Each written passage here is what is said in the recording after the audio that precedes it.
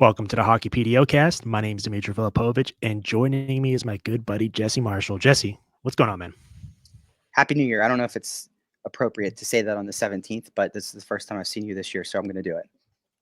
I think we're way past it being socially unacceptable to do so, but I appreciate it all the same. And it's the first film club of 2025 as well. And you know what?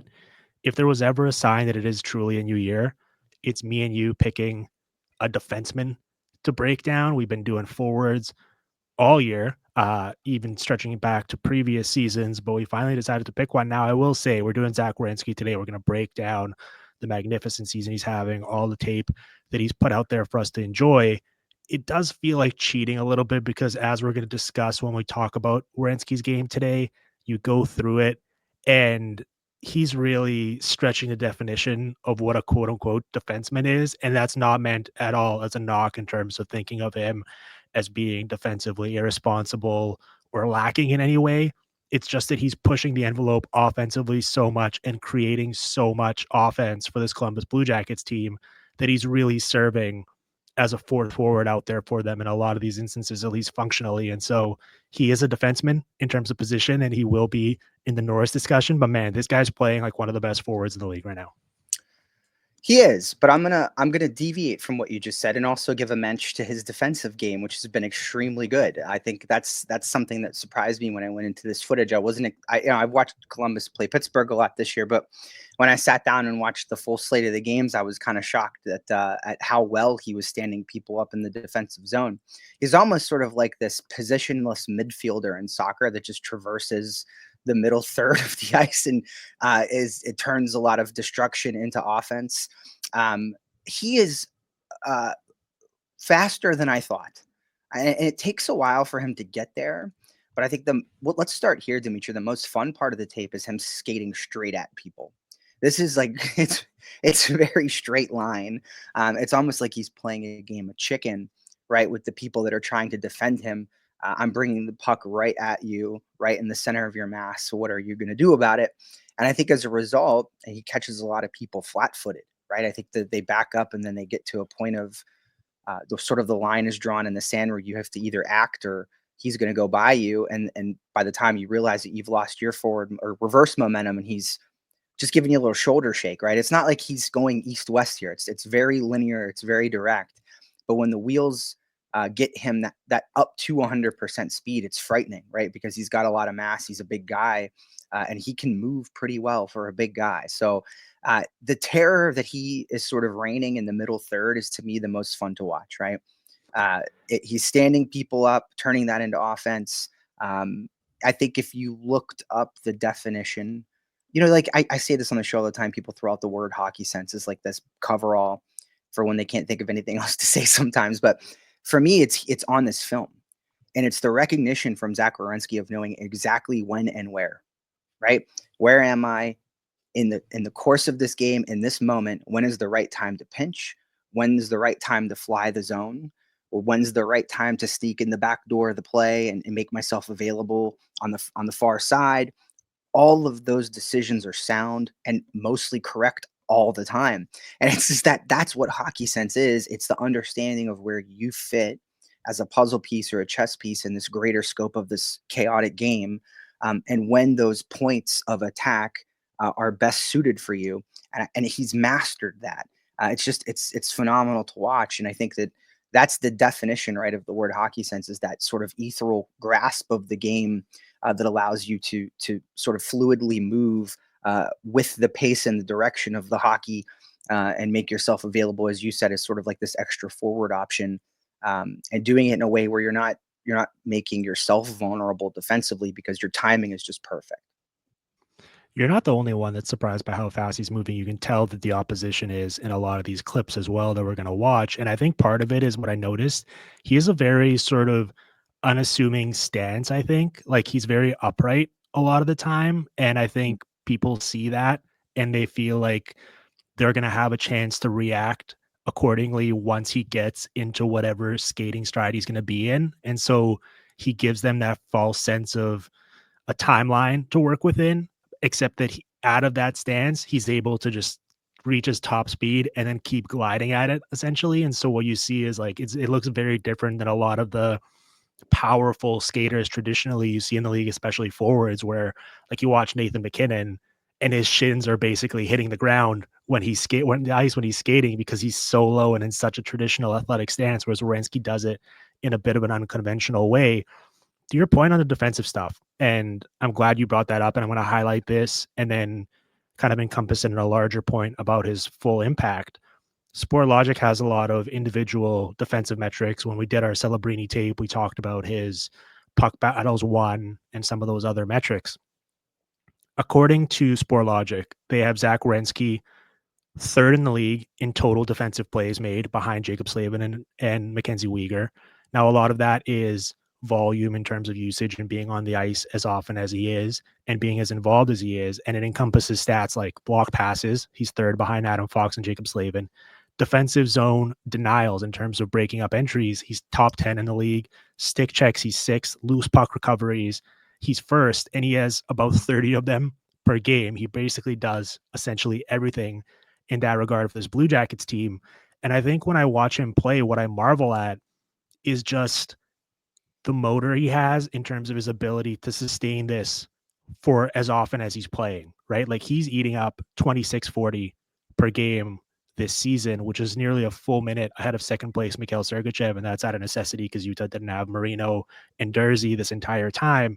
He has 5 games with 30 or more minutes played so far this season. I suspect we'll see that get into the double digits by season's end. And so all of those defensive metrics in terms of involvement and activity, and then everything we're going to talk about offensively, just the level of effort I think it takes to do that, right? And not really be compensating or trading off at one end. We see a lot of guys who are either quote unquote defensive defensemen and they're high in a lot of these defensive stats, but they just don't offer anything offensively because they just get to rest up essentially when their team is in the ozone, or guys who create a lot from this position in the offensive end and they do so by taking themselves out of position and not really being back in the play defensively. And you don't see that from Werenski at all. He's essentially covering all 3 zones with the same amount of volume and frequency. And I think that's incredibly impressive and testament to obviously his cardio and conditioning, but just the sheer effort and energy he's outputting in every single game. Yeah, if you asked the question, how does a defenseman in 2025 take over a game and drag a team by the scruff of their neck to victory, put any number of Blue Jackets games on and watch number 8 because it gives you a great example. And it's not just as a forward, Dimitri, I don't think there's anything more frustrating in the world than being dispossessed by a defenseman that you then have to chase around. That is demoralizing in so many ways. And that's what it's all about. His ability to keep play moving in the right direction vis-a-vis his defensive actions blows me away. And what I mean by that is, and you'll see it on the video when we run the video later for those of you that are watching, he can poke check as a means of passing, right? So he angles a forward off on the boards, takes a whack, makes contact with the puck, and sends it right to a winger, right? Like these are intentionally deliberate plays where there's a loose puck in the corner, right? He goes in one-on-one with somebody. It's a battle for that loose puck, and he takes a stick and whacks it. And you think, what's he doing? Oh, there's a forward there, right? So he's playing his role, right, and doing the direct responsibilities of a defenseman in a manner that also acts as a springboard for his offensive friends, right? So like it's almost all the whole mindset that he has in every situation he's in is how do we keep this play going? And we'll talk about his shot, we'll talk about the movement he exhibits and the way that he could sneak around out there, but the puck distribution is unbelievable. And we talk about the speed and he's taking people by surprise. He's got this sense of when all eyes are on him, that's the moment he makes the pass, right? He sort of has that feeling for when everyone's drawn to him and is paying attention to that north-south speed he has. And he's thrown a lot of beautiful cross-ice feeds inside the offensive zone at a head of steam this year that are difficult passes for forwards to execute, right? But it's that, again, that hockey sense, that awareness, his head is always up, and he seems to be planning out his moves 2.5 steps before he's at the puck, right? And if you don't have your decision made at that point, he embarrasses a lot of people. Let's be honest, he embarrasses a lot of forwards and a lot of defensemen by, again, manipulating them. The note I made was deliberate manipulation of the puck in a non-traditional fashion to keep play progressing. That's the best way I could sum it up, because that's what he's doing. Sometimes that's chips off the wall. Sometimes that's passes he makes, Dimitri, at an angle off the boards that just hit somebody right in stride, right? It's just a nice little bank off the pass. It's the cross ice feeds. And again, it's even just these chip plays where he's in puck battle situations. It's remarkable to behold. And when you tie all these metrics together and you look at this big picture, the whole piece of the cake, or the whole cake instead of one piece here, everything he's doing defensively is sort of done under the guise of immediately creating, right? So I love that he has that, like, take care of business here first focus, but the way that he can pivot it is just almost lightning fast. It really is. Sometimes you don't even know it's happened, but he's planned it out ahead of time, and he's well executing, these sort of hockey sense thought out plans. We're going to run the tape now, and that's a good reminder that you made there. You can watch along with us on the PDOcast YouTube channel. So if you're listening, you can see some of the clips we're talking about, the way uh, we're seeing it, I guess, and we're going to talk a little bit about it. If you are just listening to us the way you normally do, don't worry. I'll post a lot of these clips on Twitter and on other social media, so you can check that out there later. I'm really glad you brought up that concept of him kind of strategically or purposefully turning defensive plays into offense, because today Mike Kelly, using the Sport Logic data, tweeted out this very insightful stat that I think tells you a lot about both Werenski and the Blue Jackets this year. And it's that they lead the league in 68 goals scored within 10 seconds of a turnover. And they also lead the league with 27 goals scored within 5 seconds of a turnover. Mm. And that's exactly the concept you're talking about there, quantified, where oftentimes you see him turn a potentially chaotic play into a successful one for the Blue Jackets. And I think that's also why, and I'm going to give you a few of the splits here, why he's been so successful in tandem with that top line of Marchenko and Voronkov. He's played 340 minutes at 5-on-5 this year with Marchenko. The Blue Jackets are up 21-5 in that time. All their metrics are in the 60% range. With Voronkov out there with them, 192 minutes, they're up 14-3. And that trio in particular, they've had Monahan there with them, now Fantilli more recently, and Fantilli's speed and ability to ramp up the pace is even more intriguing to me moving forward.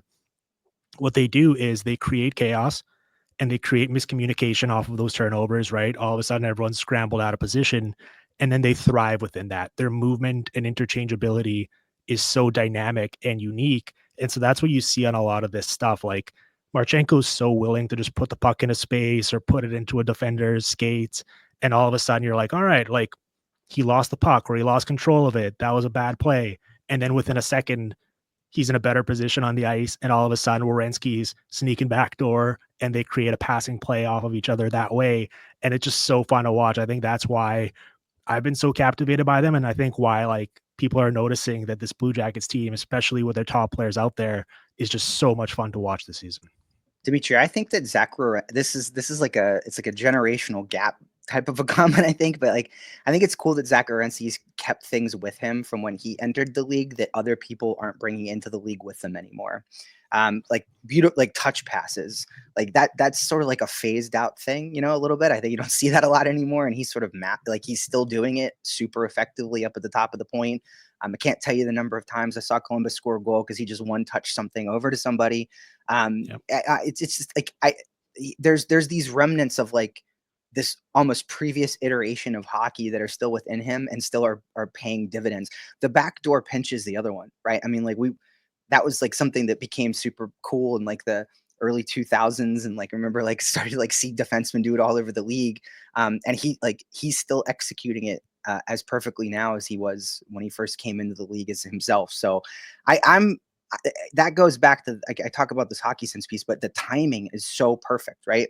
And he's gotten so used to these guys now and has come so comfortable with them that the off puck movement from him and the read based movement from him is he's the fiddle playing the violin, right? I mean, he's the guy out there that's the conductor and is orchestrating all this stuff, and it's his runs and his timing.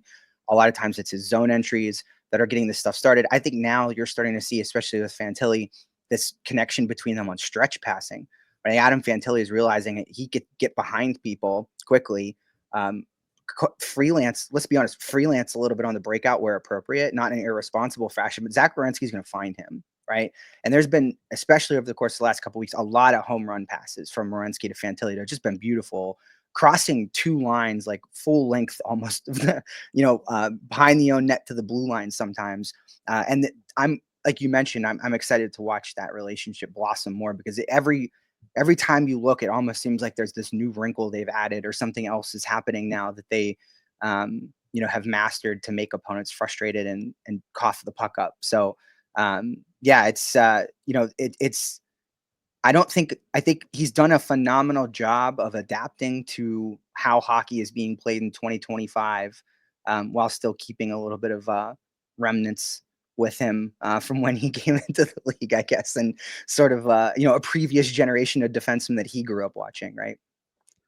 My favorite clips of these are the ones where the puck's on one end of the ice, and within the camera shot, Zach Werenski's not even in the frame, and it looks like the Blue Jackets are almost playing 4-on-5 in the offensive zone, and then all of a sudden, he darts back in and times it perfectly, exactly as you said, and I think you made this note on the Celebrini show, and you see it from Werenski as well, and I think it's a trait you're seeing from a lot of the top offensive players in today's game. He'll willingly take himself out of the offensive zone and then kind of get lost, get the heat and attention off of them, and then time it to come back in, slide into the back door in the blind spot, and then all of a sudden be in a great shooting position. And with that chemistry evolving, they're able to find him. And I knew as soon as I watched that, I was like, all right, I feel like this is something Jesse's going to really like to see. So it's cool that you are already kind of talking about that. Yeah, and I go back to the famous quote from Wolf of Wall Street. I don't ask people to judge me by my winners. I ask them to judge me by the losers, because I have so few of them. You don't see him getting in trouble, Dimitri. Like, correct me if I'm wrong here. Like, you watched just as much tape as I did here. I did not see it, like, not never, but the amount of responsibility that he exhibits, right?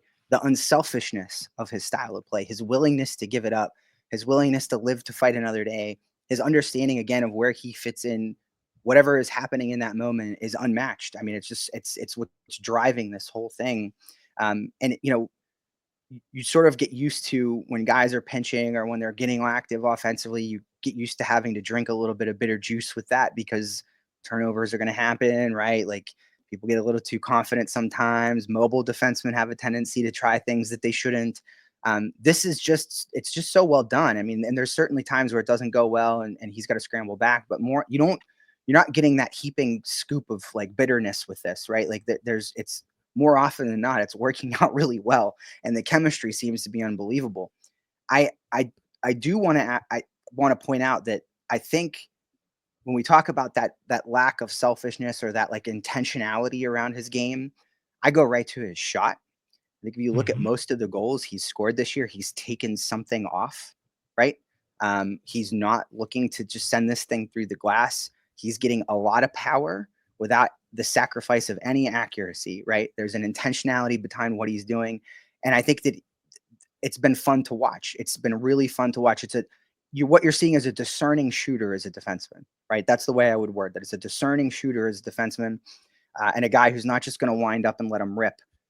He's going to get as much power as he can without losing that finesse, right? And I think that's something that some people never pick up, right? They just they want to let him rip, and that's the way it works. And they're hitting the area behind the nets, got so much rubber on it you can't even see the ice. So I think that there's a lot of discernment on his part, not only again in when he pinches, making responsible decisions, but how he shoots, right? Not putting it into people's pads and causing turnovers, not trying to pinch into compromising situations, maybe shaving a little bit of that speed off of it to get more from a placement perspective.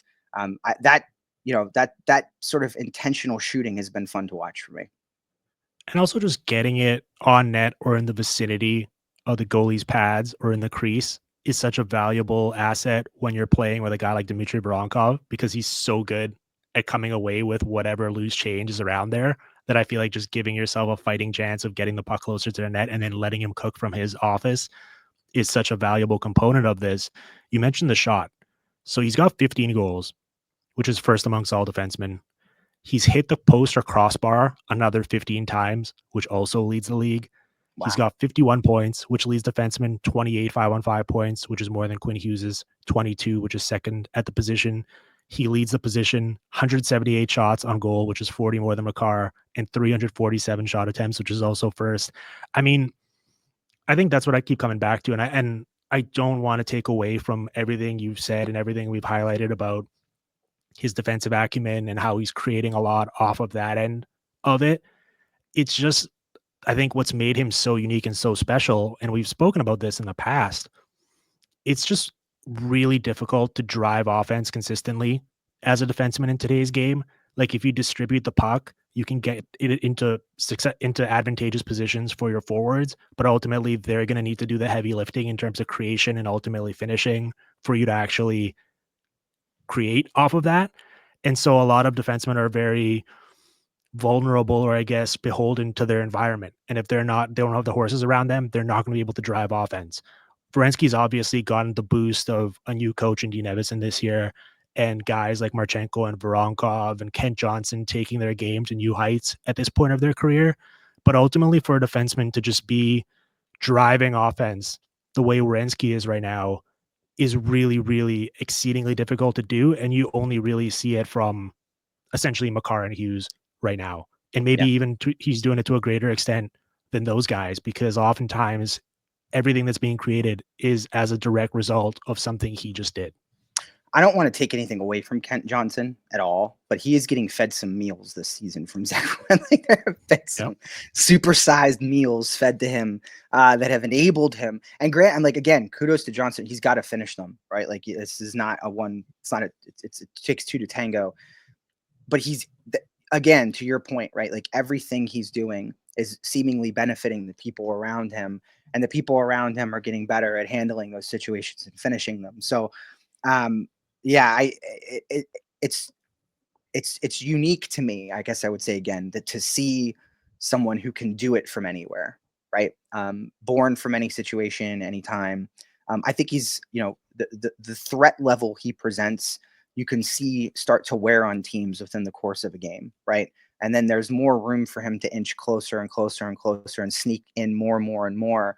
I think people back off. They get a little nervous. They try to respect him, give him time and space that he then uses to just create more downhill motion, right? I mean, everything is with the intent of getting closer to the goal, and getting himself into a more prime scoring opportunity. Yeah, and again, deceptive skating. And I think that it's bizarre to see someone his size with as short of a stride as he has take as long as he does to get to top speed. But then once he's there, again, it's just freezing people. It's leaving them completely paralyzed in that transition game. Here's what I'll say. He's their number one defenseman, obviously. I think just as important of a role for him, I think he functions as their number one center. And that's not to take away from the year Monahan was having before he got hurt and now what Fantilli's been able to do on that top line. But when you watch these clips, how often do you see him either be the one carrying up the puck up the ice in the middle, or even if he's off the puck, if it's a 2-on-1 or if they have an odd man rush opportunity, his role sprinting up the middle and executing the center lane drive and pushing guys back and creating those pockets in the intermediate for guys to make cross ice passes and stuff with is what allows all of this to click, right? So I think traditionally what we think about with these roles is like defenseman gets the puck in their own zone, they pass it up to their forward, center skates up the middle, wingers attack off the flanks. In this case, what you're seeing is Werenski's doing the most of the sprinting, right? I think now it's been a bit of a new dynamic with Fantilli's north-south mentality and his skating ability. He's able to do some more of that off the breakout and kind of get behind the defense and allow Werenski to be more of a traditional distributor. Oftentimes you're seeing Werenski leading the charge or being directly involved in a lot of these rushes. And that's so rare for a defenseman as well, right? Generally, it's kind of like a secondary wave of offense. You see defensemen involved in the rush. In this case, kind of like Makar, he's the one who's actually taking the puck and being like, all right, now we're moving. Or if he sees the puck on the wall and a guy's ready to break out, he's just dashing up the middle. And that creates so many attacking opportunities that they're then kind of turning into scoring chances themselves. Dimitri, in the last minute of video we've been looking at, that he's had 2 breakaways, and in both Yep. of the clips, he was behind the defenseman whenever Yep. the play started. And So he like, wasn't cheating on the play. And he wasn't, no, it's not like he right, was cherry picking no, or poaching. Like he saw an opportunity and he just got on his horse and sprinted up the caught ice. up, right, caught up to the play, drove wide.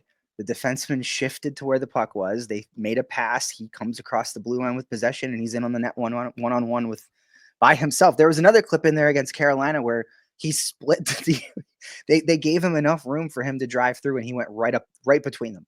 No Yep. contest whatsoever. Just dusted both of them, and they just left enough space for a Zach Werenski size human to fit, and that's exactly where he went. So it's I mean, you're right. You're 100% correct. I mean, the support he provides on the breakout, and what he does to add to that presence of, again, driving right down the middle, right, going straight ahead, backing people up and creating time and space, and the ability he has, again, to make those reads, because you're seeing on a lot of these clips he gets the puck and in one motion distributes it, right? There's no screwing around. No, it's a deliberate redistribution immediately to somebody else who's open on the far wing, and you end up with these cross ice passes that he's the vector of. Right, they're going to him, and he's immediately distributing them 5 feet, 10 feet over, and it's the ability he has to be this sort of like conduit between offense and defense is hard to miss when you watch the tape. Something that sets him apart from a lot of his peers too is it's not just getting up the ice, but his comfort being in positions where I think you're just generally don't see other defensemen spend time in, right? Like when he does that center lane drive, he doesn't peel off once he gets to the hash marks and go back to his natural position along the point. Like a lot of these clips, he'll hang around for a couple seconds and wait to see if there's a rebound or a one touch opportunity or some sort of a redirection play.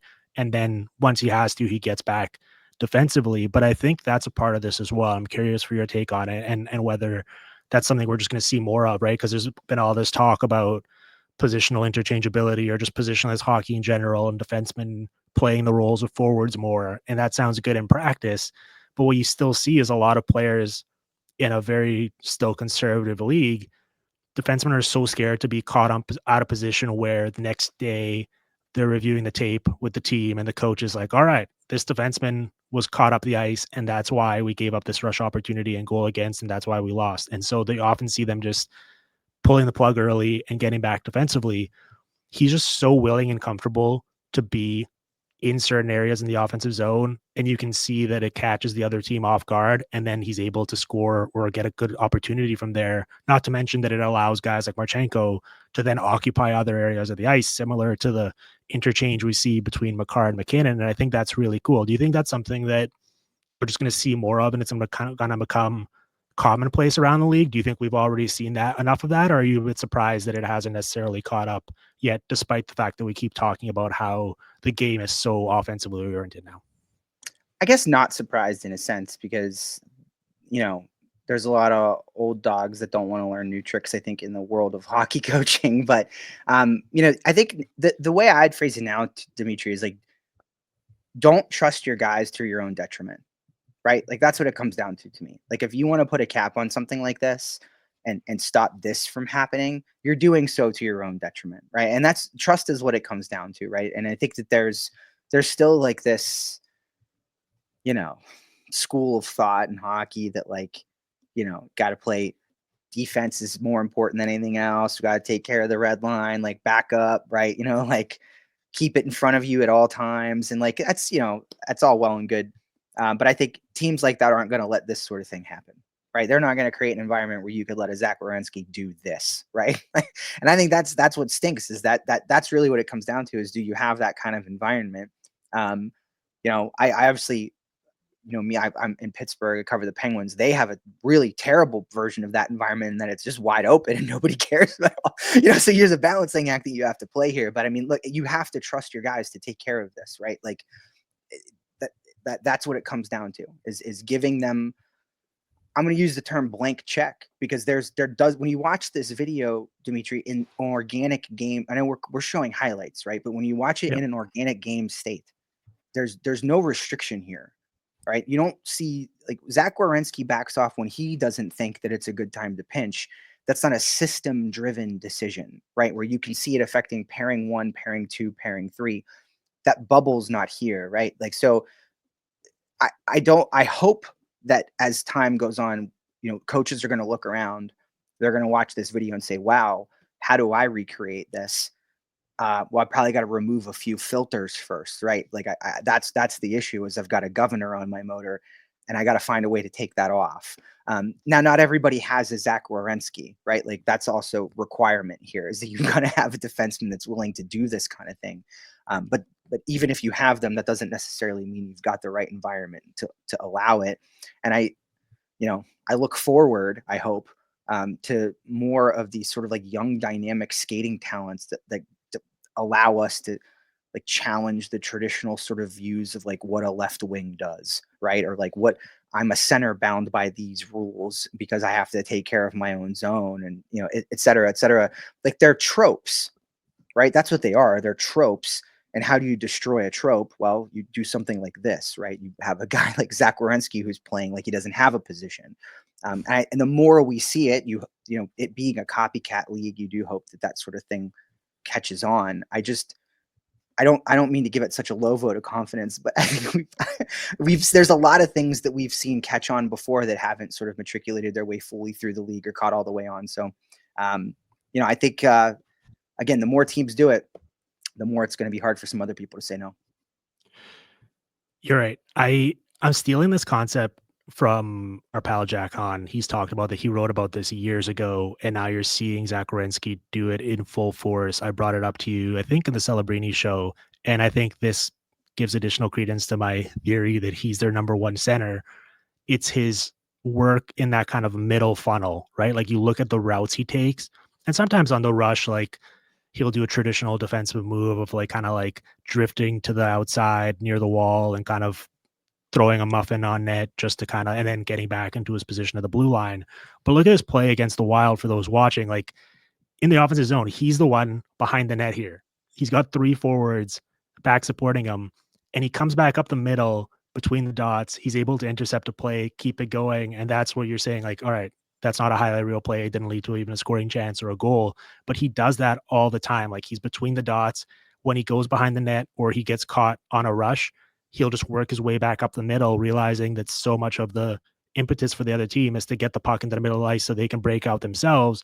And so he gets all of these additional turnovers and plays. And I think that's why he's able to recover as well, because he's essentially cutting off the play at the head before it ever really can burn him down the ice. Right. And so I think that's something you could really take from his tape and integrate it. And I think that's probably why he drives so much offense as a defenseman as well, because he's working the middle of the ice better than a lot of his peers, and really unlike how I think a lot of defensemen are trained to play. Like certainly on the blue line on the power play, you see a guy like Quinn Hughes gravitate to the middle of the ice and then try to get a point shot from there because it increases the tip opportunities and the screens and all of that. But he's just integrating that into his game in all facets, and it's so cool to watch.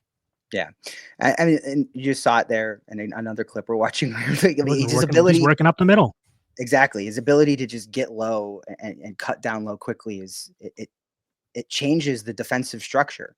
It changes the way that the defense has to play. They have to back up. They have to give it space. It creates lanes. And again, the way that there's very little east-west in any of this. When you go through this tape, there's very little east-west in any of it. It's just him barreling down the tracks head first with a full head of speed. Just very, and I want to go back to something I mentioned earlier, but it's the way that he aggressively presses in the offensive zone, right? When they have possession and he does get the puck at the top of the middle at the blue line, he's walking it down low. I mean, you rarely see him, I mentioned the touch passes and stuff like that, Dimitri, but there's always this few steps forward intentionality behind what he does when he's at the top, right? You rarely see him get the puck at the top of the blue line and stay there with it. He's almost always going to take at least 2-3 steps forward and drive closer to the goal. And I think it's that again, it's that mindset of constantly going north that benefits all his teammates and mitigates a lot of the risk that we said earlier, right? We talked about how he's not making a ton of mistakes. This isn't sloppy tape. You're not finding him having to constantly recover from situations that he himself created. And I think that's one of the reasons why is he's not wasting a lot of space or taking the puck through areas where it doesn't need to go, and sort of like tempting turnovers, right? And I don't want to bemoan east-west movement here because it's obviously effective in creating space circumstantially, but when you're as intentional as he is in getting north, I think it's just it can help mitigate. The puck's not traversing a lot of areas it doesn't need to. It's getting to where it needs to go, and it's getting there quickly. Yeah, there's an economical efficiency to all of his choices, and I think that's what allows him to play 27 to 30 minutes every night and get away with it without decreasing efficiency. I love the interchange as well, like I was talking about earlier, the movement in the offensive zone. You see it in particular with that top line where off of a lot of face-off plays, they're running stuff now where the puck will run back to Marchenko. He cuts in. Werenski sneaks down the wall behind him. He gives it to him, and all of a sudden, Werenski's crashing down the wall, attacking the net, creating all sorts of dysfunction that way. It's just so fun to watch these guys play. It is such a modern game. And I think we got to give Dean Evison credit as well, right? Because you mentioned a lot of this stuff, like on the one hand, isn't a system, it's a tremendous individual player taking everything into his own hands and creating off of it and having Mhm. success doing so. And then I think any normal human being would watch that and be like, all right, let's do more of this. Not only is it fun, but we're winning. And so let's keep playing this way. So that allows them to do so, certainly. But I think going from Brad Larson and Pascal Vincent and kind of how they wanted to rein everything in to all of a sudden Dean Evison, who didn't necessarily come in with a rap of being an offensive genius by any means, but in Minnesota, he had guys like Kirill Kaprizov, and he allowed them to freelance and do their thing. And that's probably already in the top whatever percentile amongst NHL coaches of willingness to let your top players do what makes them successful. He's come into Columbus and done that. And I think everyone has benefited from it, right? And so I think in terms of environment, I think that's helped quite a bit. And I think it's emboldened them to keep kind of going down this route. And now you watch them, and every single night it feels like they're tapping into that more and more. And so it's convenient that we're doing this with the Blue Jackets riding a 6-game winning streak, but I think it's more legit than not. Like if they keep playing this way, there's just so much good creative beneficial stuff to tap into that I think they're going to keep enjoying the fruits of their labor. Yeah. You watch this version of Columbus, like again, juxtaposed with some of the previous versions of Columbus, and it's all like the way I would word it is systematically speaking, they're no longer conceding, right? Like you almost got the sense that like these prior iterations of Columbus, the system was saying, we know we're not as good as these other teams, so we're going to try to be as opportunistic as possible and create as much fortification defensively as we can. But all that really did was invite pressure, right? Like you open the Yep. door up, you let people in, right? You let them come and set up their lawn chairs and have a beer in the offensive zone. And this Dean Evison system is very, very much like a full court press in a lot of ways. It's got elements of Florida in it and what they do on their forecheck and how aggressive they are up at the top of the ice. I think that they're no longer making that concession, right? And they're no longer saying like we no longer accept that we may not have the most talent on our roster. No, we're not going to play like that. Like we're gonna make you adapt to our style. And they really work hard, I think, to control that middle third. They're really good in between the blue lines, and that's really where they do their best work. The forwards are bought in, they're back checking, they're creating turnovers. That makes life on a guy like Zach Werenski a lot easier and allows him to participate, I think, more in the way that he does. So it's a fun style of play for sure, and it's you can see in a lot of the clips too. It's frustrating, I think, from the opposition's perspective to have to kind of go against this and shift after shift.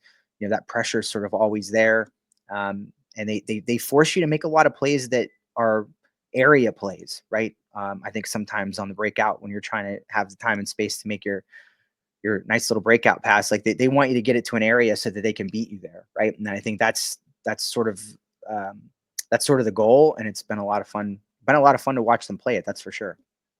Yeah, I mean, they're off the 6-game winning streak. They're up to first in that wild card, or for the first wild card spot in the East.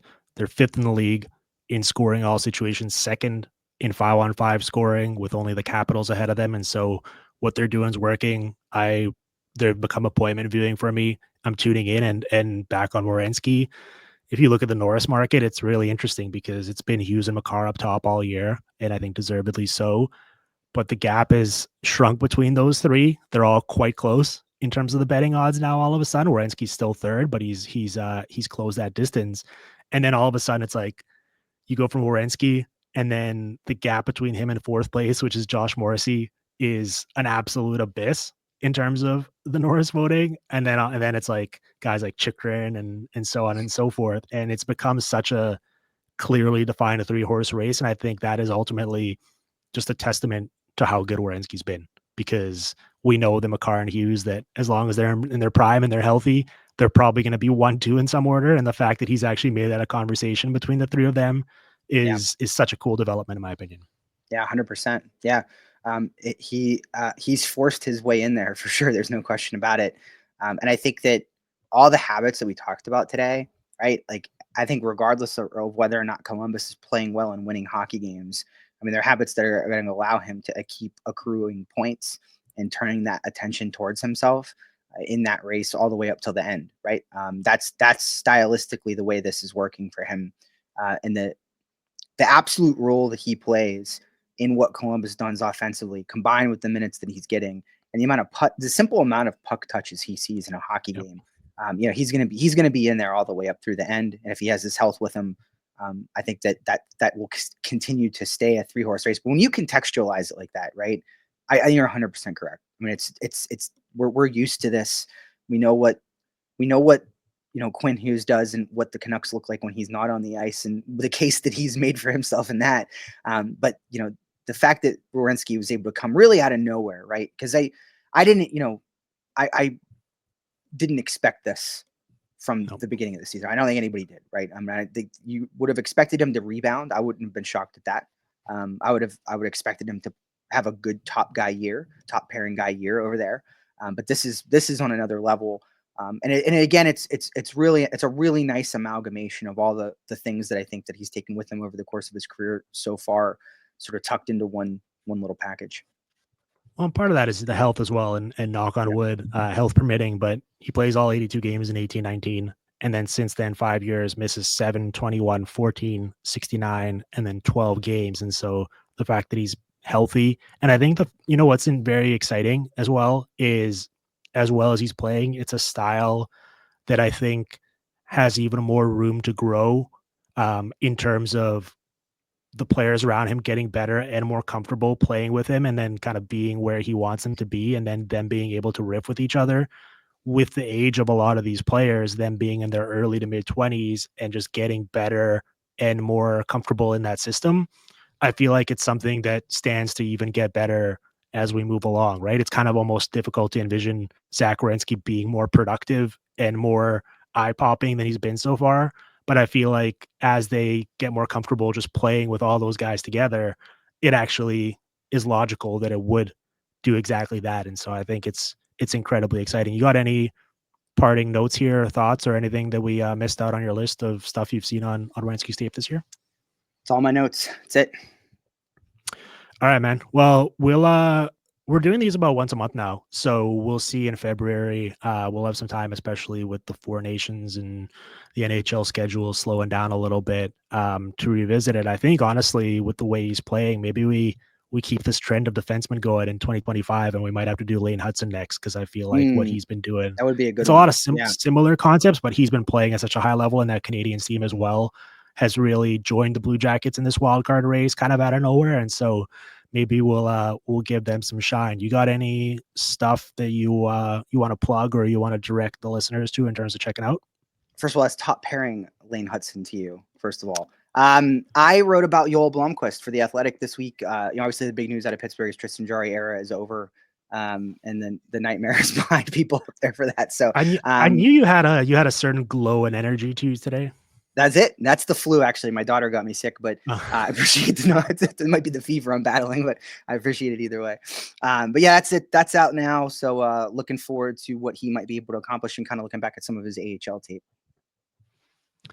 Awesome, man. Well, looking forward to that. I know that you spent a lot of time grinding Penguins goalie tape here recently. So Yeah.